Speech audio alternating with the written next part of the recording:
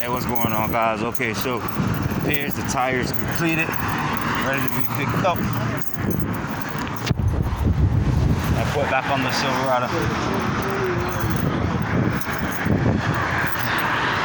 We're at the tire shop now. Right next up. Right here. This is the tire. You can see it's been ramped.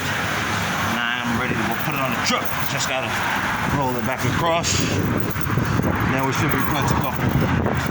Hey, appreciate it, Rick.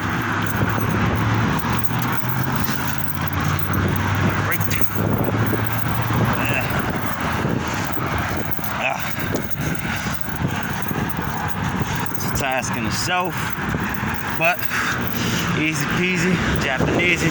I'll get back with you guys later.